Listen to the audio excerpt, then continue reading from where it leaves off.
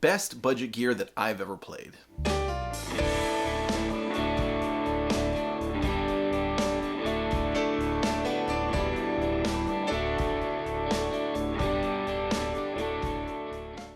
What's up, everyone? I'm Jack Fossett. Welcome to the channel. Hey, did you like that song?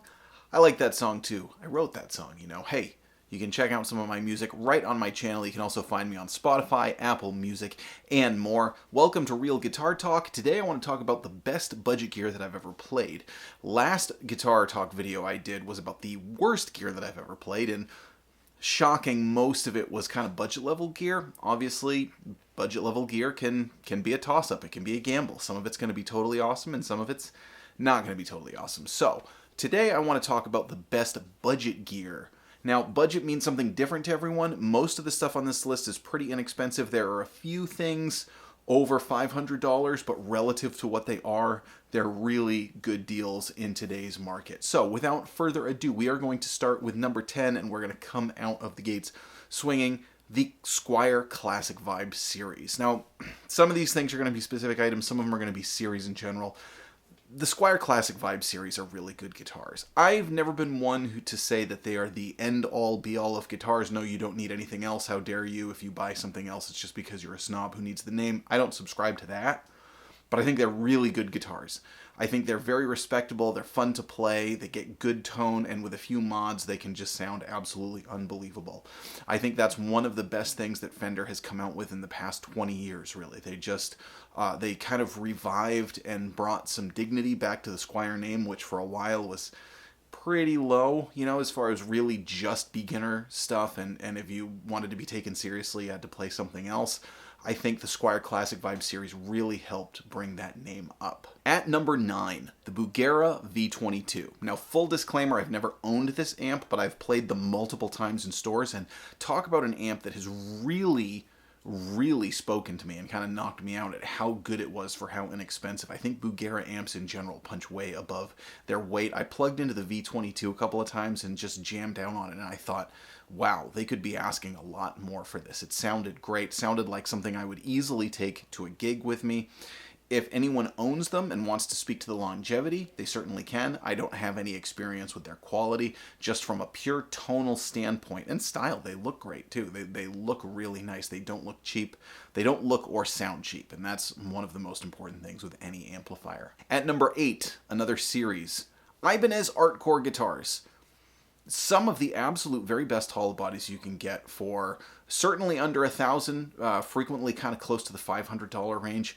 Just really good guitars. If you spend a little more, you get some pretty fanciness. And Ibanez has always had impeccable quality. I've owned a number of Ibanez Artcore guitars in the past. I've borrowed some before. Ibanez hollow bodies have been played by some really high-end, respectable names in the jazz world, particularly, including John Scofield and George Benson, and the Artcore guitars just absolutely hit it out of the park. I've loved every single one of them. They have a unique tone. They're not necessarily a one-to-one. They're like, you know, the AS-73 or 93 is not really like a 335, even though it kind of looks like one, and that's important later on. But just really great guitars, impeccable quality, you know, a joy to play. At number 7, we have a pedal. The NuX, I'm going to say Vibe pedal, and I'll tell you the reason, because the one that I had before is the Monterey Vibe, and the current one is the Voodoo Vibe, which I've heard. The reason that I bring this, first of all, NuX pedals are great. They're inexpensive, and they make really good pedals. But the other thing about this one in particular is that there are a lot of cheap Univibes out there. Most of the cheap ones, even if they sound good, they mostly just sound like a phaser. They don't really capture that Univibe thing. The NuX was one of the ones that I thought, like, this really sounds pretty close to a real-life Univibe, and just not expensive at all. NuX pedals in general I think are great, but the vibes in particular have stood out above the rest in my book. At number 6, one of the best classic theme electric guitars you can get for the money, the Gretsch Electromatic Jet. I'm going to say the 5220 here with the Filtertron style pickups. Just an awesome guitar, not a lot of money. Electromatics in general are great, and you know, I've actually done some recording with Electromatics unmodded, just really high-end guitars. The Jets are great because they're so inexpensive, but you know, I have a Player's Edition, a higher-end Gretsch Jet, and the Electromatic really is right up there. mention if you like the Streamliners. I've actually never played one of the new Gretsch Streamliners, so feel free to leave in the comments if you think that one should also be on a best budget list. But for now, I'm going to stick with the Gretsch Jet. Just an absolutely awesome guitar. And number 5, another pedal. Great. I'm going to call it an overdrive, even though it's called a distortion. The MXR Distortion 3. One of my oldest pedals, one of my favorite pedals. I still love it. I still use it. They're very, very inexpensive. It's really not a distortion. It kind of sounds more like a turbo tube screamer with a little bit less of the mid-hump to my ear. That's kind of what it sounds like. It's just a really great pedal. I plug that into my Bassman, and it really gives me some awesome modern Clapton tones, believe it or not. And, you know, again, that's one that I think a lot of people would kind of overlook based on its name and based on its price, but a really great pedal for the money. At number 4, the D'Angelico Premier DC. Now, I have done a lot of direct work with D'Angelico. I want to make it very clear they did not pay for me to say this. This is my honest opinion. Their Premier DC, I think, of all the ones that I've played, is probably the best 335 style guitar for under $1,000 that you can get. It just sounds and plays great. They're doing great things quality-wise. I've never had a problem with any of them. They all sound great. There are various pickups that you can get depending on which model that you get and various finish options. But I would stack that up against guitars that cost easily $1,000 more. I love the style. I love the Art Deco. Everything about those guitars is just totally awesome if you're looking for a 335 style guitar on a budget. At number 3, this one might surprise you. I'm going to say the Line 6 Pod Go. I do some digital stuff. I know that, you know, a lot of my channel is sort of geared towards classic amp and pedal rigs and things.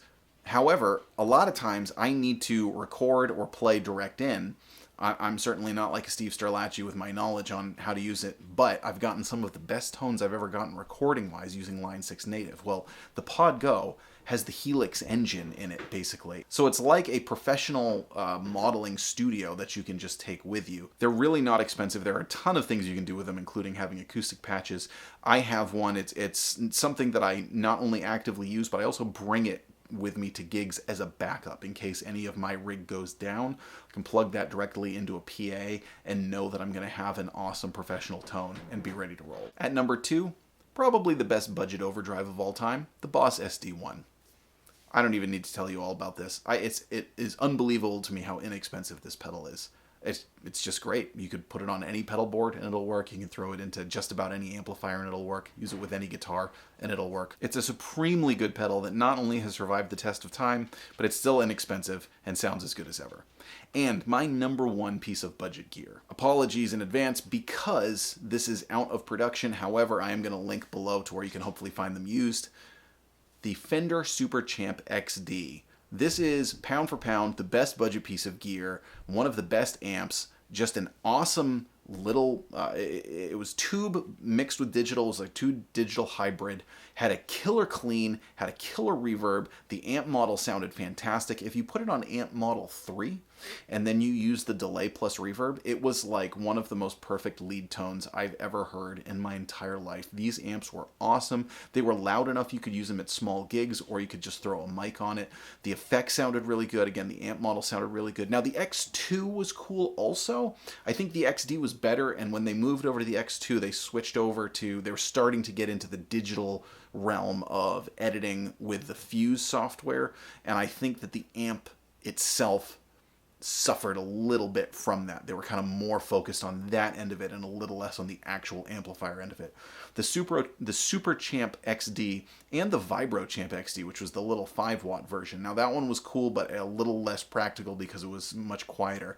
But man, the Super Champ XD, talk about one of the things that I think Fender should bring back. Fender has made some curious decisions in recent years.